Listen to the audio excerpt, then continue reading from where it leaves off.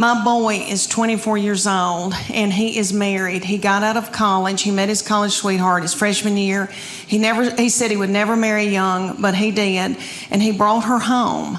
And all right, who in here has had boys and girls? Can you clap? Who do you think's easier to raise? I mean, just yell it out. Boys or girls? Boys. Every once in a while, a little frail woman will yell, "Girl." And she's probably being threatened. But anyway, no. We love our girls. I love my girls. I truly do. And I know that when I'm in the nursing home, they'll be the ones to come and pluck my chin hairs. Because my boy will be off with his wife and her people. Because he said to me, he brought her home and he said, "You got a terrible look on your forehead." And I said, "Oh, it's nothing against her. It's just I'm jealous because I thought you would only love me." I know that's twisted. I know it is. But he was the best thing that ever happened to me. All right, my kids all yell at me, and my husband, everybody's in a bad mood all the time, and he's the only one that's never fussed at me. And he was just the sweetest child growing up. And so when he said he was going to marry somebody and move off, it was awful. But let me say that I love her. And they live near us. And she's like another child to me. And it has been a blessing. She is very sweet and has forgiven me for my forehead looks. But anyway, but he said to me right before they got married, he goes, "Mom, she's going to be my immediate family. You're now my extended family." He said, "Mom, that's biblical." I thought, why did I show him the Bible? Let me tell y'all about him. He's an old soul. Have you ever met anybody that was an old soul? He was born an 80-year-old man. He has had a garden since he was in 6th grade. He plays the mountain dulcimer and the banjo. He woodworks. He makes spoons.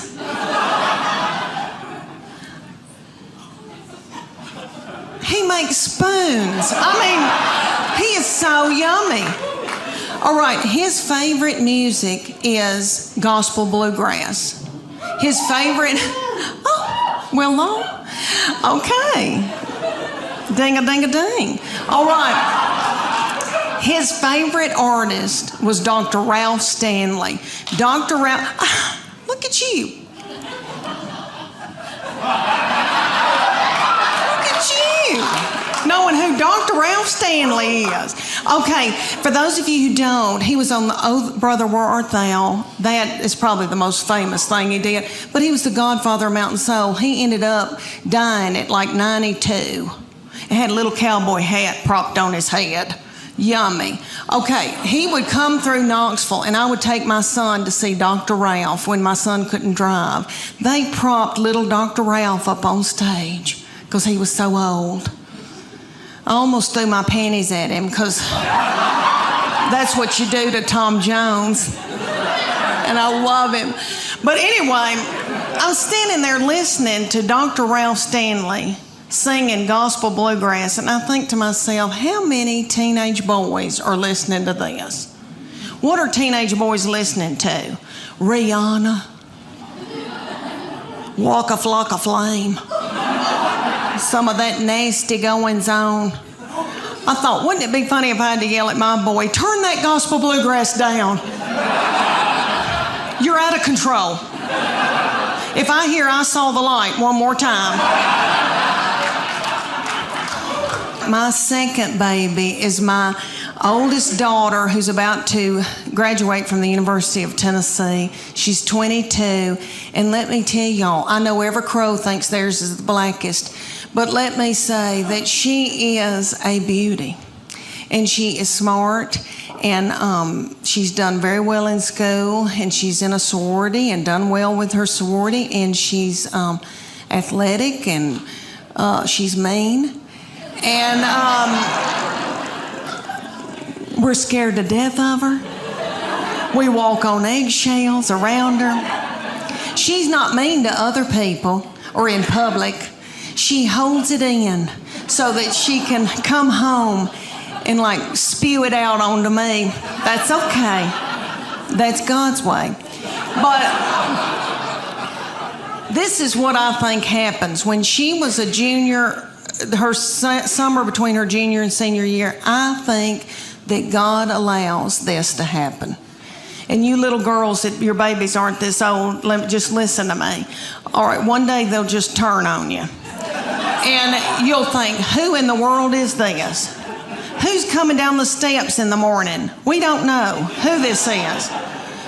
I think that God allows that because he knows that you're about to let your baby go off to college or whatever they're going to do, and he knows that you're grieving. So he makes them just as mean as he can so that you can let them go. And I believe that. That summer, the very breath that I breathed out of my nostrils made her so angry. We were not allowed to eat cereal in our own home because she couldn't stand to hear us chew. I don't mean to talk about her because she had a lot on her. She had to empty the dishwasher. Stuff like that. That's so hard. Okay, let me tell you about an example when she was probably your baby's age, y'all's little children, because y'all are so cute. Look, their thyroid's still functioning. Y'all still got hair. Good for y'all. Y'all got on little breeches. Yay. Okay. When my middle one, when she was in elementary school, I was so blessed that I got to take them to school and pick them up every day in my minivan. And I would watch them come out, my girls, and I saw them. They were in a good mood. But my husband, he's a great guy. You know, he went to a good college, has an amazing job. He's what you here would call a catch. I know this because his mother reminds me every day. And, and he has a superpower. I shouldn't be so surprised because back in the day, he was a chess champion. I know what you're all thinking, chess champion. Sexy. So his superpower is logic. Exactly. What do you do with logic? Maybe if you're stuck in an escape room someday. But otherwise, what do you do with logic? It's as if I'm married to Clark Kent, who never becomes Superman.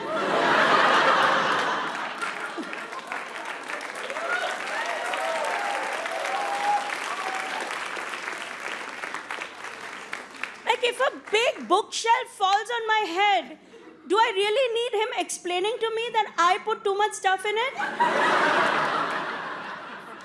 Or if my checked luggage is overweight at the airport, I need him pointing out that I took too many towels from the hotel?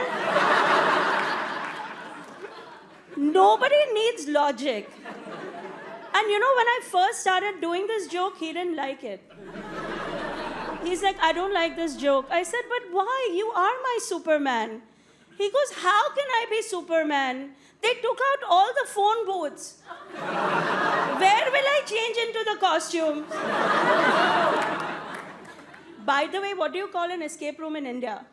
Arranged marriage.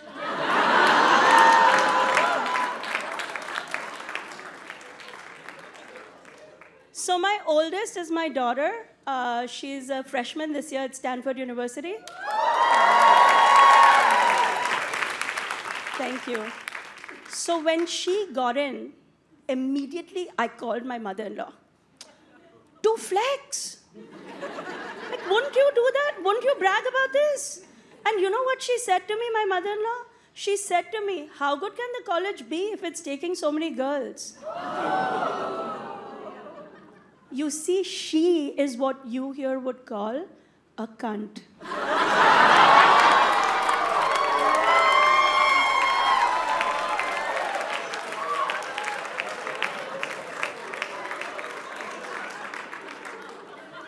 But I can't complain about her too much Because without her, what would I get up here and say? What would I say? I would be like, I'm happy. I'm fine. I too have self-esteem. Let's face it, without her, I would have no act. But now my kid is in college and it's all about making friends. I was like, why? Make friends when you join Doctors Without Borders. And she's like, Mom, be serious. I have to make some friends. I said, okay, I'm going to give you the guidelines on who you can be friends with. You cannot be friends with any communications majors. No sociology, no geology, no anthropology. What even is that? Everybody's dead. No kids who play music, no kids who do drama, recruited athletes. Do I even need to say the words? And she's like, so I can't have any friends. I said, I didn't say that. Did I say that? No, right? I said, comp sci is good. Engineering, pre-med, basically all the Indian kids. And she's like, what if I meet an Indian kid who's an art major? I said, that doesn't exist. And if you meet that kid, get his mother's phone number. We might need to check on her. She might be about to jump in front of a train.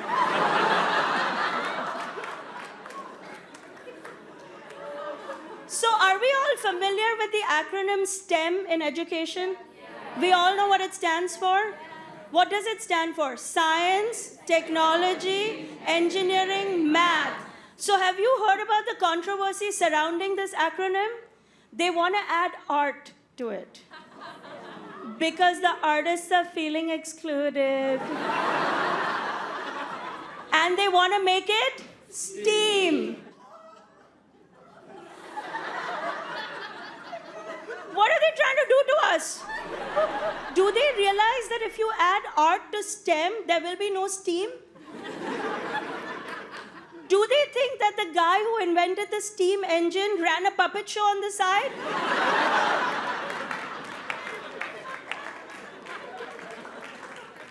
They think they can just disrupt the world order like that? How would they like it if we added a spelling bee to the NFL?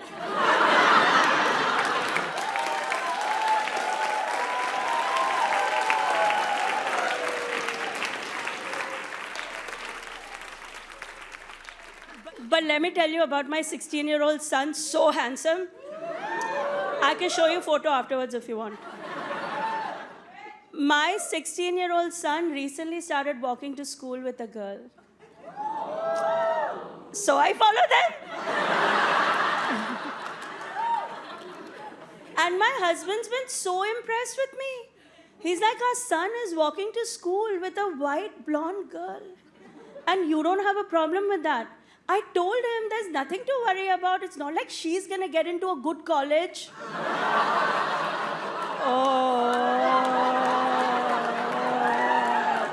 Whatever, cancel me, I don't care.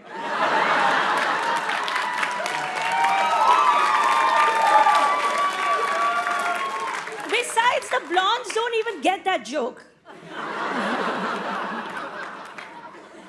Now, my daughter called me the other day and she's like, I just met a boy. I was like, why? You're born here, you don't need a green card.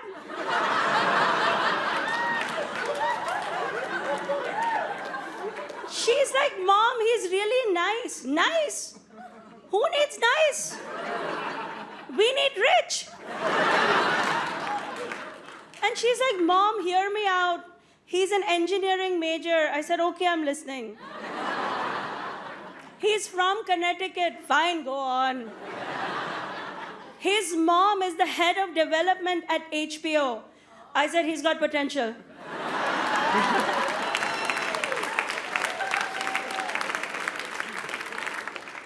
So I have a third kid. I forget about him sometimes.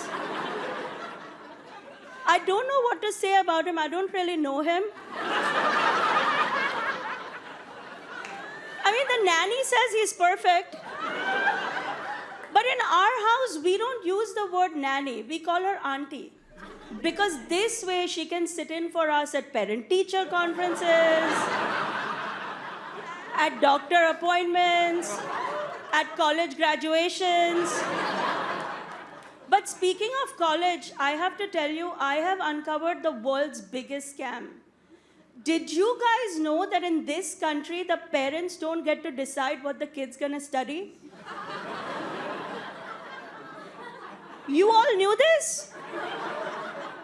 I really thought when my kid goes to college, I will call the college up. And I will say, Comp Sci 1, Comp Sci 2, go. She wants to have some fun. I understand that. Give her one class in chemistry.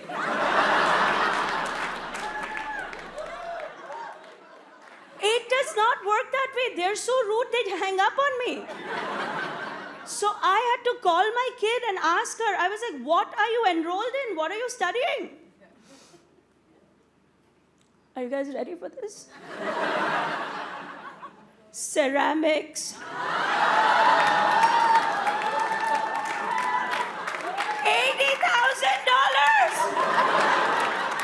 to learn how to make clay pots. Do you know who else makes clay pots?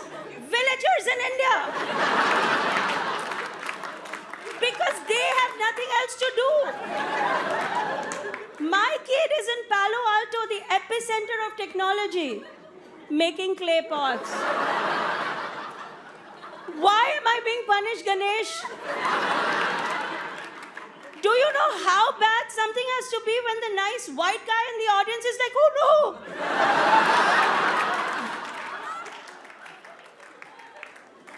And now I have an update on this situation, and you guys are gonna think I'm making it up. I'm not, I'm telling you the truth.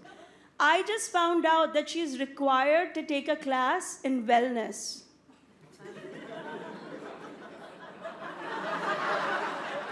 So she's enrolled in meditation, which costs extra. While she's meditating, I'm gonna go have a stroke. I mean, I'm an immigrant parent in America. It's hard for me to raise my kids here. I'll tell you why. Because here, people like to do dangerous things just for fun. Just for the thrill of it. They like to go sliding down mountains, fall out of airplanes, dive into oceans, just for the thrill of it. Back home, when I wanted to experience the thrill, I drank tap water.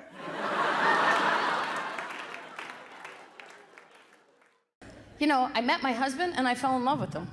And I'm just gonna tell you, I love my husband. I'm not embarrassed to tell you. I love that man, right?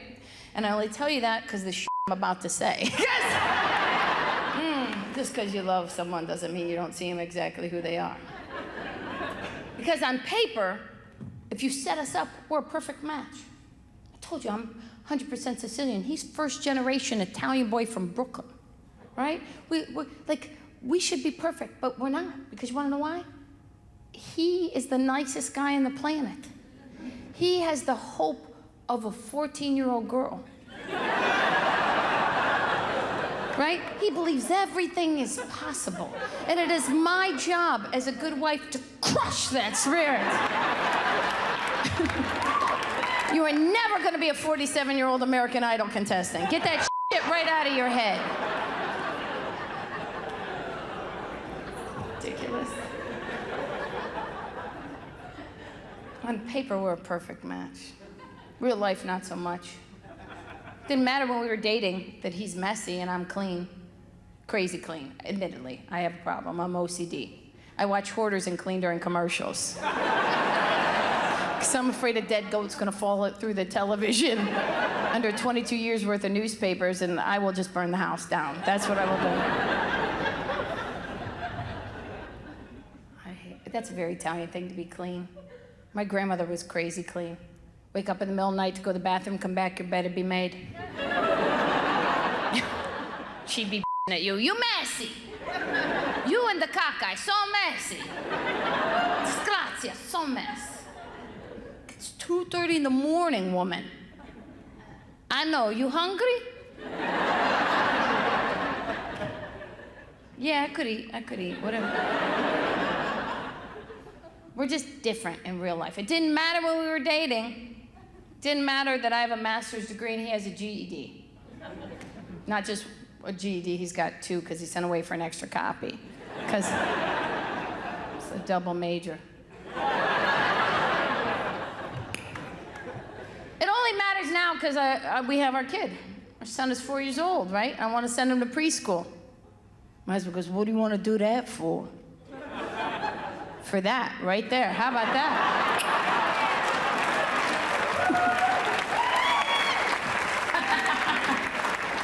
Exhibit A, huh? I gotta put a little purple beret up here? What do you want? How am I gonna stake my case? It's insane. If you find it funny, trust me and believe me that it will find you. Because when I go to sign my 4-year-old for preschool, I happen to find the one preschool in our area that not only do you have to fill out an application, you have to write an essay. To get a child into preschool, an essay. And I'm gonna tell you something. If my essay can't get my son into that preschool, I will get an essay. I will get a Mexican gang member to terrorize that school board. This 4-year-old is getting into that school. I took it way too seriously. I was a student for too long. I wanted to write this beautiful essay. I got so nervous the deadline was coming up. My husband goes, I'll write it. Yeah, no. Not only will he not get in, we'll lose custody. It's not happening. I had to get used to being responsible to another person too. That was hard, man. When my husband asked me if I paid my credit card bill, I gotta stop myself from being like, none of your business, bro. Cause then I remember like, oh yeah, it is his business. And no, I'm not a good grown up. I love my husband, but he can be dramatic. He can be dramatic sometimes. Like last week, he sat me down. He was like, we need to talk. And I was like, uh-oh, here's the divorce. He said, our neighbor came by today. I was like, we have neighbors? Because I don't be talking to nobody. He said, our neighbor came by today. He said that he can hear us having conversations through the wall. And I was like, yeah, this is New York. That's how apartments are made, bro. Why do you think after every time we make love, I high-five the wall?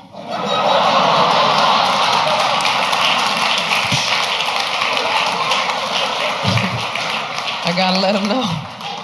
Gotta let him know we good. He wants to get a house now. He wants to get a house. I don't want to clean a house. A whole house? He's not gonna clean it. We live in a less than 1-bedroom apartment right now. And we are in a cleaning standoff. I always win because I make it racial. I be like, why I gotta clean? Because I'm Puerto Rican?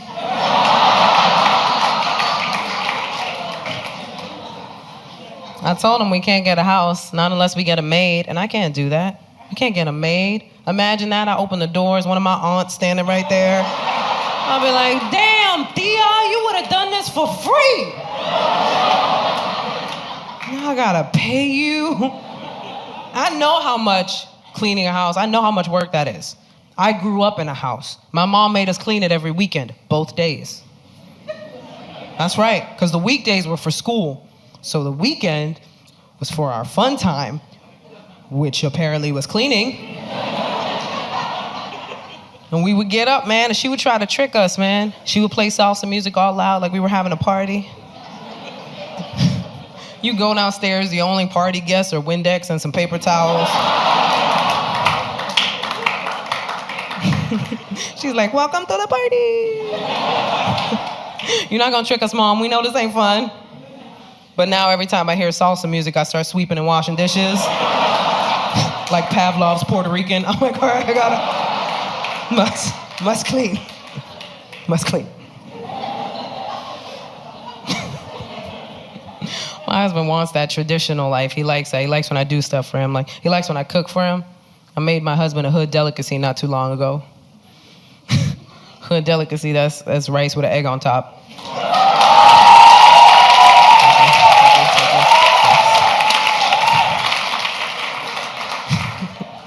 My next hood delicacy has to be chopped cheese. Yeah, that's right.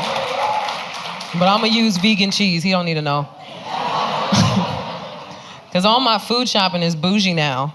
Because I go to bougie supermarkets. Because I grew up on ghetto supermarkets, and I'm like, I ain't doing that no more. Right? Well, if you ever been to a ghetto supermarket, you know that it looks like a homicide just happened. No matter which one you go into, like I'm gonna walk down the freezer aisle, it's gonna be ice cream and a dead body. And I gotta hope the security footage doesn't go viral when I step over that body to get that ice cream. So I'm gonna be like, oh, R.I.P. player, but I'm gonna grab this rocky road real quick, cause YOLO, you know that. Let's keep it moving.